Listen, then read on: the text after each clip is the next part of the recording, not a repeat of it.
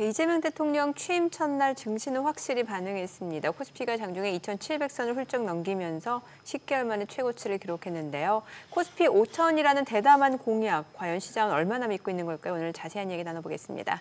김광석 한양대학교 겸임 교수 모셨습니다. 어서 오세요. 네, 안녕하세요. 진짜 5,000 시대를 열까요? 지난번에 나오셔서 무조건 국장이다. 이래서 맞췄다. 지금 그러시고 계신데. 방송 전에. 네, 방송 전에. 미국 말고 국장이다. 미국 말고 국장이다. 맞추셨는데 지금에 와서 이제 2,800인 시대에서 여기서도 계속 국장일까요? 지금 국장이라고 생각합니다. 일단 현재. 여기서도? 네, 여기서도 국장이라고 생각합니다. 너무 짧은 질문을 주셔가지고. 아니, 국장이라고 이제 국장이다. 그럼 이제 국장인 이유가 있으시잖아요. 많이 올라왔음에도 불구하고. 딱 한 3가지 정도로만 딱 찍으시면. 일단은 경기에 대한 판단, 첫 번째. 경기에 대한 판단이 물론 재작년에도 어려웠고 올해에도 어려웠고 내년에도 어렵습니다. 계속 어려운 경제입니다. 어려운 경제 속에서 가장 극강의 어려운 경제가 25년 1분기입니다. 1, 2분기. 그러니까 그런 면에서 경기의 어떤 저점, 바닥을 지나는 국면이다라는 점에서 의미가 있고요. 우리 한국 경제를 봤을 때. 그리고 1, 2분기가 또 어려웠었던 이유, 두 번째 그 이유가 특히 정치적 리스크였어요. 정치적 불확실성. 그게 이제 사실 이재명 대통령이 취임을 했지만 사실 뭐 이렇게 얘기하면 좀 많은 분들이 좀 뭐 어떻게 반응하실지 모르지만 어쨌든 대통령 선거가 이루어지고 새 정부가 이렇게 구성이 된 것 그 자체가 이제 시장에서 보면 불확실성의 제거입니다. 그러니까 불확실성의 제거가 다시 이게 외국인 투자 자금도 개인 투자 자금도 한국으로 몰려오는 것이고요. 그리고 역시 신정부 출범과 함께 야기되는 것이 이제 허니문 기간이죠. 그러니까 우리 SBS 비즈도 마찬가지지만 국내 모든 보수 및 진보 언론사들이 적극적으로 이제 초반 한 3개월을 강하게 이렇게 지적하거나 하진 않습니다. 그러니까 그런 것들도 이제 긍정적인 일들이 많이 있고요. 그런 면에서 오히려 미국 투자보다는 이제 한국 투자가 적절하지 않을까라는 말씀을 드렸고 또 이 신정부의 정책 기조로서 그리고 통화 정책 기조로서 둘 다 이제 다소 유동성 중심의 장이 시작된다라고 보고 있습니다. 이게 무슨 말이냐? 오늘도 유로존의 금리 결정이 있습니다만 이미 유로존만큼 금리를 적극적으로 인하한 권역이 없습니다. 현재 5%에서 시작해서 2.45%까지 내렸어요. 현재 유로존 기준금리. 경제 성장이 너무 나빠져서 어쩔 수 경제가 없었던 너무 나쁘고요. 그리고 금리를 인상했었던 이유가 뭐였죠? 고물가였는데 지금 고물가가 아니에요. 유로존의 경우 목표 물가 2%를 거의 밑도는 수준까지 우려될 만큼. 그러니까 세계적으로 비슷해요. 우리나라도 오늘 발표된 물가 상승률이 1.9%예요. 2%보다 낮다. 2% 목표 물가를 밑돌아요. 그러니까 이제 이대로 높은 금리를 유지했다가는 디플레이션 우려 상황으로 진입한다라는 판단인 겁니다. 이게. 그러니까 이런 것들이 맞물리면서 유로존이나 뭐 스웨덴, 스위스, 우리나라도 마찬가지지만 더군다나 경기가 너무나 안 좋았으니까 경기 부양적으로 금리 인하를 하는 겁니다. 그러니까 추경 편성이나 재정 확대라는 정책 기조도 맞물리고 또 유동성 공급 정책도 맞물리고 이런 것들이 이제 제가 보기에는 뭐 그 밖에도 우리 계속 이제 논할 상법 개정이라든가 그 밖에 나머지 그러니까 코스피 5천까지 가느냐 안 가느냐가 중요한 게 아니라 가기 위한 뭔가의 드라이브들을 계속 걸 거라는 거죠. 그런 것들이 시장의 기대감을 조성하는 것이다. 이렇게 의견을 드리고 싶습니다. 네. 과거 이제 사례를 봤을 때 보면 이제 대선 이후에 코스피가 한 평균 5%에서 12% 올랐다고 하는데 지금 보니까 이제 이재명 대통령 취임 이후 지금 이틀 만에 2거래일 만에 4% 올랐으면 일단 허니문 랠리 기대감 가져가도 된다라는 생각이 들거든요. 네, 저도 그런 부분에 대해서는 물론 뭐 내일은 또 휴일이지만 또 어떤 식으로 향후 올랐다 떨었다 하는 이런 장세의 흐름은 있겠지만 일단 오르는 그 동력이 뭘까요? 주로 그동안 산업 정책들을 발표했잖아요. 가장 대표적으로 이 성장 동력을 마련하겠다 하면서 소위 AI 인프라를 구축하겠다. AI 고속도로죠. 그러니까 SK 하이닉스가 가장 대표적으로 올랐지만 실제 많은 기업들이 그런 부분에서 비즈니스 기회를 영위하기 위해서 준비를 많이 하고 있습니다. 그리고 그게 주식시장의 움직임의 동력이고요. 그런 식으로 역시 그동안의 정책 공백이 한 6개월 정도 있었다면 이제 신정부가 구성이 되고 어떤 뚜렷한 정책 방향을 발표하고 그 방향대로 기업들의 설비 투자나 투자가 또 진작이 되고 그런 것들이 결과적으로 많은 투자자들로 하여금 또 투자에 대한 기대감을 가져오겠죠. 뭐 상법 개정뿐만 아니라 그 밖에 여러 이슈들이 그런 기대감을 충분히 조성하는데 도움이 된다고 생각합니다. 상법 개정이 지금 계속 말씀하시는 개정이 딱 됐다라고 반영을 했을 때 시장에서는 어느 정도의 장기적으로 반영이 될까요? 아니면 단기적으로 뭔가 임팩트가 딱 일어나고 그 다음부터는 좀 해소된 느낌으로 움직이게 될까요? 제가 이런 질문에 대해서 네. 가장 쉽게 비유적으로 말씀드릴 때 이렇게 말씀을 드립니다. 비유부터 먼저 드릴게요. 네. 러우 전쟁이 발생했단 말이에요. 22년 초에. 그때 주가가 완전히 무너졌었죠. 그리고 달러 선호 현상, 달러 가치가 급등하고요. 그런 일들이 있었습니다. 근데 전쟁 끝났습니까? 아니, 지금도 전쟁 지속 중이에요. 예. 근데 그 전쟁 때문에 주가가 반영되나요? 제가 무슨 말씀드리는 거냐면 상법 개정과 같은 이런 현안이 있을 때 그러니까 주가에 반영되는 시간은 상대적으로 오히려 그 전 단계. 그럼 딱 지금? 그러죠. 바로 지금. 그 상법 개정에 대한 기대감이 주가에 반영되는 과정이고 그리고 좀 조용하다가 상법 개정할 때 또 긍정적인 효과가 있겠지만 그게 뭐 예를 들어서 3일 이상 이 주가를 더 추가적으로 끌어올릴 만한 동력은 아니라고 생각합니다. 네. 그러면은 결정되면 이게 약간 조정을 좀 해야 된다라고 봐야 되겠네요. 네. 타이밍상으로 본다면. 그럴 수도 있죠. 예. 그러면 실제로 그 상법 개정이 코리아 디스카운트를 실제로 해소를 하는데 이제 반영을 할 거다. 특히 이제 외국인 투자자에게 더 선호도를 줄 거다라는 부분은 지속적으로는 동의되지만 네. 실질적으로 지금 이미 사고 있는 게 이런 걸 반영해서 사고 있는 거다. 이렇게 그럼요. 해석을 하시는 거죠? 그렇죠. 여러분들도 그렇지 않습니까? 이재명 대통령이 취임을 했네. 그러면 상법 개정 굉장히 속도를 내겠네. 그러니까 그 기대감으로 지금 주식 비중을 늘리신 거란 말이에요. 특히 어디다 늘릴까? 이재명 대통령이 AI를 강조했고 AI 고속도로 간다고 그러고 그럼 데이터 센터고 SK 하이닉스네. 이 공식으로 당연히 주식 비중을 그쪽으로 늘린 거 아닙니까? 근데 실제 그런 액션이 취해지는 과정에서 또 추가적으로 늘린다? 이렇게는 저는 의견을 드리고 싶지 않습니다. 그러니까 뭐 저의 의견 이제 참조만 하실 뿐, 그 밖에 나머지 동력들이 추가적으로 맞물릴 때만이라고 볼 수 있겠습니다. 제가 이렇게 비유를 또 하는데요. 혹시 영양제 두 분 드세요? 전 먹어요. 영양제 드세요? 먹죠. 자, 그럼 영양제를 먹으면 예를 들어서 달리기 주력이 갑자기 더 높아지나요? 갑자기 더 빨리 뛰어지나요? 안 띄워지죠. 아니잖아요. 그러니까 영양제 먹는다고 5천 돌파하는 거 아닙니다. 제가 무슨 말씀이냐면 기본적인 금융시장의 선진화를 이루어서 다른 투자자들이 한국 시장에 관심을 보이고 또 돈을 둬도 된다라는 그런 상황을 만드는 것뿐이지 그것 자체가 5천을 만든다 이렇게 생각을 안 합니다. 결국은 돈의 유입입니다.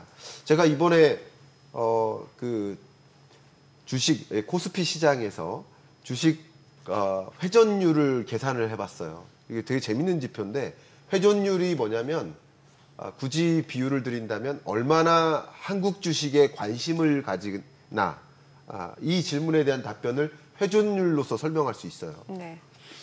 근데 그 회전율을 보니까 좀 놀랐습니다. 왜요? 이 코스피 역사상 지금 24년 하반기, 25년 상반기가 회전율이 가장 낮아요. 낮아요? 네. 높을 거라고 생각을 했는데. 네? 높을 거라고 저는 예상을 했는데. 회전율이 낮다는 굉장히 얘기는 낮아요. 관심을 잃은 거예요. 관심을 버리고 나간 거예요. 한국 주식 아니야, 미국 주식이야, 예를 들어서 이런 식으로 한국 주식에 대한 관심이 그냥 떠난 겁니다. 근데 보통 회전율이라고 얘기하면 샀다 팔았다 해서 손바뀜이 계속 일어나는 거를 계산하는 거잖아요. 그 네. 거래량이랑 회전율이랑은 다르잖아요. 네. 실제로. 그렇죠. 그랬을 때 이것을 좀 더 정확히 표현하려면 어떻게 표현을 해야 될까요? 보통 회전율 그러면 생각할 때는 네. 거래량이 많은가 보다 뭐 이렇게 생각이 드는데 그건 아니잖아요. 근데 이 개념은 다소 거래량하고 좀 유사한 개념에 해당됩니다. 그래서 어쨌든 거래 자체가 그냥 관심 자체가 한국 주식에 투자해야 되나 하는 그 관심 자체를 좀 잃어가는 그런 모습이 24년 하반기 특히 그 비상계엄 선언과 동시에 그 지점에 바닥을 찍고 그리고 상반기 내내 안 좋습니다. 그러니까 이런 것들도 이제 한국 주식에 대한 제가 무슨 말씀드리냐면 상법 개정뿐만 아니라 한국 주식에 대한 관심을 일으켜서 외국인도 또 기관도 개인도 한국으로 주식 비중을 늘려나가는 모습들을 연출했을 때 5천이 가능하다 이런 말씀을 드리고요. 극단적인 사례를 드릴게요. 이거는 좀 적절한 비유가 아닐 수도 있습니다만 국민연금 기금운용본부가 지금 운영하고 있는 기금이 한 1,300에서 1,500조 정도 됩니다. 네. 근데 여러분들도 다 알고 있다시피 그 운영하고 있는 기금 중에 한국 주식 비중을 계속 줄여나가고 있어요. 미국 주식 비중을 늘려나갈 계획들을 늘려왔고 늘려나갈 계획을 갖고 있습니다. 물론 국민연금의 목적은 이 기금을 더 불려놓기 위한 목적이니까 앞으로 유망한 주식 비중을 늘려나간다라는 관점에서 의미가 있지만 저는 이런 생각이에요. 공적 자금조차 한국 주식 비중을 줄이는데 한국 주식 시장에서 나가는데 근데 개인들이 들어온다? 이건 아니거든요. 그러니까 결과적으로는 공적 자금, 뭐 기관 투자, 외국인 투자 다 할 것 없이 한국 주식 비중을 늘리고 그게 또 역시 국민연금 입장에서 기금의 비중을 기금을 더 늘려나갈 수 있는 계기로 삼는 그런 어떤 선순환을 야기하는 것이 지금 이 이재명 신정부의 가장 중요한 키가 아닌가 저는 그렇게 생각을 합니다. 결국 돈의 유입을 가져와야 된다. 이렇게 의견을 드리고 싶습니다. 저는 앞서 회전율이라고 해서 보통 제가 생각하는 회전율은 이제 식당에서 네. 식당 얼마나 장사 잘 되는지 할 때 회전율로 계산하잖아요. 네. 그래서 회전율이 주식에서도 쓰일 수 있겠구나. 네. 보통 거래량 거래대금은 많이 표현하시는데 회전율은 제가 오랜만에 들어본 근데 회전율 보통 얘기할 때 네. 제가 알고 있는 회전율은 어떤 거였냐면 보통 네. 개인들한테 회전율은 모르겠고 기관들 펀드는 펀드, 그쵸. 회전율을 계산을 해요. 왜냐하면 네. 100이 있는데 이 사람이 회전율을 막 돌리면 수수료가 많이 나갈 거 아니에요. 그렇죠, 비용이. 그러니까 이 펀드는 자꾸 회전율만 높여서 좀 이렇게 말하면 좀 그렇지만 운용 수수료 그러니까 브로커 네. 수수료 높여주려고 돌린다. 그래서 보통 그 체크할 때 회전율을 체크를 해요. 펀드 회전율이 투자를 그럼 할 낮은 때. 펀드가 더 좋을 낮은 수도 펀드가 되게 롱텀 투자라는 펀드고 네. 회전율이 높은 펀드는 네. 단타만 치는 네, 네, 펀드고 네, 두 네. 개를 구분할 때 그 회전율이라는 거를 제가 이제 썼던 기억이 나는데 네, 보통 펀드 맞아요. 네, 펀드에서. 예, 예. 근데 전체 전체 회전율이란 걸 어떻게 계산하지? 그걸 잘 모르겠어서 저도 아까, 예, 제가 여쭤봤던 거예요. 예. 예. 그냥 이 정의니까 네. 정의를 좀 읽어드리겠습니다. 네, 네, 좋아요. 말씀하시는 동안 제가 네. 찾는데 오늘 저녁 9시에 이 상장 주식 회전율이라는 지표를 가지고 이제 분석한 그 칼럼이 올라가요. 네. 오늘 저녁 9시에 그래서 여러분 이제 포털에서 검색하시면 그 상장 홍보하는 게 아니라 여러분 상장 관심 있어 주식 하시니까 회전율. 예. 예. 상장 주식 회전율이란 상장된 주식이 얼마나 자주 거래되는지를 나타내는 척도입니다. 그래서 이는 해당 기업에 대한 투자자들의 수요와 공급을 측정하는 데 사용할 수 있습니다. 그러니까 주식에 대한 한국 주식에 대한 그걸 어떻게 계산하냐는 거죠 지금. 기준이 있어야 되잖아요. 그러니까 보통 이제 기준이 시가총액 전체냐 네. 아니면은 보통 펀드는 100억 뭐 1조짜리 펀드다. 그러면은 얘가 샀다 팔았다를 계속하면 네. 그 산 금액, 판 금액을 합쳐서 이제 이 전체 밑에 있는 AUM 토탈 금액 나누기를 하면 그 비중이 막 이제 돌아가는 이제 거잖아요. 금융시장에서 보통 그쵸, 펀드 예. 회전율 그리고 음식점에서는 근데- 이제 아니면 소매업체나 재고 이럴 때는 또 재고 그렇죠. 뭐 재고 회전율. 그것도 뭐 이제 샀다 예. 팔았다 하듯이 이제 손님이 막 나갔다 들어오느라 하는 거잖아요. 제가 좀 더 어떻게 계산하는지를 또 물어보셔서 저기 제 노트북 좀 갖고 올게요. 아닙니다. 노트북에 제 엑셀 아닙니다. 파일이 네. 있고 네. 상장 주식 회전율을 계산하는 공식이 A, 있나요? B, C 이거 모델링이 되어 있습니다. 다음에 그래서 출연하실 다음에 때 알려주세요. 네. 예, 다음 주에 제가 출연할 때 말씀드리겠습니다. 아니, 저희 궁금해가지고 네, 지금 그러니까 저도 이제 그 수천여 가지 지표를 항상 그죠. 계산하니까 그 구성을 다 외울 수는 그렇죠. 없습니다. 그러니까 네. 그 의미를 전달해 드린 것 네. 뿐입니다. 네. 그리고 이제 아까 상법 말고 이제 네. 주가 부양 방안 중에 주주하는 얘기도 많이 하잖아요. 네. 그런데 그럴 때 이제 배당을 뭐 많이 하겠다 뭐 이런 얘기들도 있고 네. 그 다음에 뭐 상속세 부담도 완화해서 더 대주주들이 뭐 이렇게 잘하게 해주겠다 뭐 이런 것들도 여러 가지가 섞여 있는 것 같은데 그 내용들 대략적으로 가장 중요한 내용들만 좀 이렇게 포커스해 주실 수 있을까요? 일단은 우리나라가 가장 이제 글로벌리 봤을 때 주주 환원율이 낮다라고 평가들을 많이 네네. 하시죠. 그리고 그것을 기울어진 운동장이라고 많이 하죠. 물론 세금 문제도 있고요. 주식 투자에 따른 수익에 대한 세금 문제도 있고요. 그리고 배당 문제도 있죠. 상대적으로 이제 배당률이 낮다든가. 그러니까 이게 가장 대표적인 현안입니다. 이 세 가지 정도. 그러니까 결국 한국 주식에 투자하는 것이 더 유리하다. 미국 주식에 투자하거나 다른 나라에 투자하는 것보다 한국 주식에 투자하는 것이 유리하다라는 인식을 제공하는 네, 그런 방향으로의 상법 개정이 전개될 거라고 생각하고요. 아까 제가 그 시작할 때 왜 한국 주식인지에 대한 의견을 네. 몇 가지 드렸는데 제가 한 가지 빼먹은 게 있어요. 지금 요거 말씀드리면서 네네. 이 부분을 빼먹은 게 네네. 굉장히 중요한 게 네. 사실은 환율입니다. 환율. 예, 왜냐하면 미국 그러니까 원달러 환율이 그러니까 달러 가치가 강세를 계속 보일 때면 아무래도 미국 주식에 대한 의존도를 더 늘려나가고자 하고 상대적으로 주식 주가의 상승분 곱하기 이제 환율만큼 그죠? 환차익만큼 수익이 되니까 긍정적으로 볼 수 있는데 이제 강달러 기조가 다소 약세화될 것으로 전망하고 그걸 전제로 깔았기 네. 때문에 많은 투자자들이 또 미국 주식이 이렇게 뭐 유리하지 않네 하는 움직임 속에서 돈이 또 한국 주식으로의 유입이 일어납니다. 그러니까 환율도 굉장히 중요한 요소로서 작용하기 때문에 미국 주식보다는 한국 주식이다라고 한두 달 전에 제가 네네. 의견을 드렸었던 것이죠. 예. 지금 이제 이재명 정부가 30조 원 이상 규모 2차 추경을 예고했는데 저는 이제 추경 얘기하면 드는 생각이 이게 실질적으로 내삼에 들게 되는 것보다 세금이 더 많이 거치겠구나 이런 생각이 들고 네. 실제로 이 추경이 증시 부양에 도움이 있을지 실질적으로 연관성이 있는지도 궁금하거든요. 네, 뭐 다양한 각도로 말씀을 드려야 될 것 같은데요.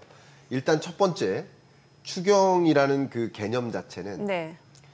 작년에 25년 예산안을 짤 때 전혀 계획에 반영되지 않았던 사안들이 등장하면 네. 그러면 추경의 대상이 될 수 있습니다. 그렇죠. 추가 예, 경정. 예를 들면 네. 이제 산불 같은 경우도 25년 예산안에는 아예 없는 거예요. 산불 대응. 예. 그리고 트럼프 2.0 시대 관세 정쟁에 대한 대응 이런 것들도 전혀 이 25년 예산안에 없던 겁니다. 그러니까 없던 일들이 발생했을 때는 추경을 편성할 만한 근거가 된다고 생각합니다. 그런데 추경을 소위 집행을 하는 과정에서는 이게 마치 유동성 효과랑 비슷하죠. 그러니까 재정정책과 통화정책이 앞서 통화정책 관점에서 금리를 추가적으로 인하할 여지가 많다라고 의견을 드렸는데 그것도 이제 유동성 장치고요. 그렇죠. 추경도 재정정책 관점에서의 유동성 장치입니다. 실제로 돈을 뿌리는 느낌이잖아요. 그렇죠. 예. 예, 그래서 돈을 어떤 방식으로 투입이 될지는 한번 구체적으로 우리가 지켜봐야 되겠지만 기본적으로 30조 원 가량의 예산이 시장에 투입되는 과정이고 물론 일부는 실물 경제로 들어가요. 근데 일부는 또 자본시장으로도 들어가요. 그런 효과가 있습니다. 그러니까 기준금리 인하도 결국은 자본시장 혹은 부동산 시장의 화랑을 위해서 금리를 인하하기보다는 실물경제 부양을 위해 금리를 인하하지만 그 금리 인하에 따른 효과가 실물경제로도 들어가지만 자본시장이나 자산시장으로도 들어가는 거죠. 이런 선순환을 유도하는 거잖아요. 그렇죠. 예. 그래서 저는 마치 이제 수도꼭지에 물을 틀을 때 두 개의 컵이 있다. 하나가 실물경제 컵이고 하나가 자본시장, 자산시장 네. 컵이다. 물론 정부의 의도는 통화당국의 의도는 이쪽 컵, 특히 부동산 시장으로는 돈이 유입되지 않았으면 하는 마음으로 수도꼭지를 트는 것뿐이지만 근데 어쩔 수 없이 이쪽으로도 가는 거다. 이렇게 제가 설명을 네, 드리거든요. 근데 지금의 과제는 어쨌든 KDI도 한국은행도 공통적으로 0.8%를 전망하고 있는데 0.8%, 0%대 성장률을 전망하고 있는 나라에서 이렇게 적극적인 경기 부양을 하지 않는 것도 적정한 대응이 아니다. 0.8% 성장률이 언제 있었는지 아세요? 혹시? 언제예요? 2008년 글로벌 금융위기 때. 아, 리만 사태 때. 네, 우리 경제가 3번의 역성장을 했거든요. 1980년. 그리고 IMF 외환위기 마이너스 5.1%, 팬데믹 경제위기 마이너스 0.7%. 이 3번의 경제위기 때 역성장했고요. 그리고 금융위기 때 0.8% 성장했습니다. 그러니까 역사 이래 3번의 경제위기를 제외해놓고 가장 낮은 성장률을 다시 복귀하는 느낌이에요. 그러니까 이런 국면에는 재정정책이든 물론 재정 정책을 적극적으로 가동하는 과정에서는 재정 건전성이 위태위태하겠죠. 근데 지금은 골라야 되는 거예요. 경기 부양이 우선이냐, 재정 건전성이 우선이냐. 근데 그 둘 중에 저의 의견은 경기 부양이 우선인 시점이다라고 저는 평가를 합니다. 30조 원 규모면 어느 정도인 거예요? 이게 좀 잘 가늠이 안 돼요. 가늠이 안 되시면 우리나라 한 해 R&D 예산이 30조 정도 돼요. R&D 예산. 그리고 우리나라 한 해 전체 예산, 예. 총 예산이 한 650조 정도 됩니다. 아. 그러면 뭐 5%. 600조라고 한 생각해 5% 보면 정도. 네. 그 정도니까 이것은 규모가 작은 추경 예산은 아니다. 굉장히 큰 예산이다. 지금 이제 우리나라만이 아니라 지금 얘기를 듣다 보니까 우리나라만이 아니라 결국 미국이랑 비슷하네. 부채는 계속 늘려서 돈을 쓰겠다고 하고 네. 그러면서 어쩔 수 없이 성장이 안 되면 안 되는 상황이 되는 거잖아요. 항상 네. 성장 대비 부채 비율을 얘기를 하니까 미국이나 네. 우리나라나 네. 그러면 이제 맨날 지금 이제 베센트도 얘기한 게 이쪽 위에 걸 줄이지 못하겠으니까 네. 성장을 높일게. 예. 이런 얘기를 했었고 그럼 네. 우리나라도 결국은 그 비율을 맞추려면 결국은 성장하겠다고 얘기를 계속 하고 있잖아요. 네, 그렇습니다. 그걸 통해서 이제 그 메인에 이제 AI가 또 있는 거고 그렇죠. AI 투자 계속하겠다. 그러면 실제로 AI가 어떻게 보면은 성장을 담보해 준다라는 증명이 아직은 안 돼 있는 상태잖아요. 네. 다들 기대는 하고 있는 거고. 네네. 그러면은 실제로 지금 양쪽을 베팅하고 있는 미국이나 우리나라나 글로벌하게 봤을 때는 AI가 성장을 못했을 경우에는 전체 경제가 글로벌하게 나빠질 수밖에 없는 상황인가요? 제가 의견을 좀 들어보도록 하겠습니다. AI 인프라를 구축한다가 이제 가장 기본적인 골자입니다. 그럼 인프라를 구축한다. 마치 고속도로, 아날로그 시대 때 고속도로를 깔듯이 지금은 디지털 시대니까 AI 고속도로를 깐다 이거예요. 근데 뭐 SKT 같은 경우도 AI 하이웨이 이게 캐치프레이즈입니다. AI 하이웨이. AI 하이웨이를 깔겠다. 그게 뭘까요? 그게 데이터 센터입니다. 그러니까 데이터 센터를 깔겠다라는 거예요. 근데 데이터 센터를 구축하는 여정이 막대한 설비 투자, 건설 투자, 막대한 예산 투자가 들어가요. 그 예산은 정부 지출만 들어가는 게 아니라 기업들의 지출도 많이 들어갑니다. 그러니까 이렇게 인프라를 구축하는 여정이 일단은 경기 진작에 해당된다. 그리고 그 여정 자체에 어마어마한 인력 수요가 있겠죠. 그러니까 그런 것들이, 그러니까 이게 일종의 승수 효과입니다. 네. 돈을 쓸 때 일자리를 만들고 또 뭐 일자리를 얻은 고용인들은 소득을 영위하고 그걸 또 소비 지출하는 그게 이제 선순환을 유도하는 그게 승수 효과인데 그러니까 승수 효과가 나타날 가능성은 충분히 있습니다. 그리고 그러면 그 데이터 인프라를 깔면 뭐 하느냐, AI 인프라를 깔면 뭐 하느냐. 제가 이렇게 말씀드려요. AI를 지금 활용하지 않는 사람은 없다고 가정해도 좋습니다. 그러니까 내가 의도적으로 활용하는 사람도 있지만 의도치 않게 AI를 활용하는 사람들은 나머지가 다 되고요. 제가 극단적인 사례를 하나 드리면 국내에 있는 국내외 컨설팅 펌들, 네. 국내외 컨설팅 혹은 해외 컨설팅 펌인데 한국 주재 하는 기업들, 예를 들어 BCG 코리아라든가 이런 컨설팅 펌에 이미 AI를 다 도입했어요. 그러니까 이 AI는 여러분들이 일반적으로 쓰시는 AI 툴이 아니고 AI 리서치 버전인데, 챗GPT 리서치 버전인데, 그러니까 여기서 리서치 어시스턴트 역할, 연구 보조원 역할 다 해요. 그러면 기업들도 AI 쓰고, 중소기업도 쓰고, 자영업자 소상공인도 쓰고, 청년들도 쓰고, 모두가 AI를 쓰고 있는데 그 AI를 모두가 쓰는 인프라를 제공해 주겠다는 거예요. 모두가 전기를 쓰는데 전기를 생산하는 인프라를 구축하듯이 모두가 AI를 쓰는데 그 AI를 쓰기 위한 인프라를 구축하겠다. 그러면 많은 기업이나 경제 주체들이 어떻게 될까요? 생산, 효율적이 되죠. 그럼 마치 이거 걱정되는 거 하나, 굳이 걱정되는 거 하나는 마치 트럼프 행정부에서 상호관세를 측정할 때 한국에 네네. 대한 상호관세는 50%야. 이걸 측정할 때 이것도 보조금에 해당돼라고 지적할까 봐 걱정일 뿐이죠. 그만큼 기업들이 AI를 상당히 인프라로서 거의 제로 비용으로 활용할 수 있는 생태계를 만드는 것은 경기 회복에도 긍정적이고 그 인프라를 구축하는 여정에도 경기 성장에 도움이 된다. 이렇게 의견을 드리겠습니다. 네, 오늘 내용 잘 들었습니다. 고맙습니다. 네, 감사합니다.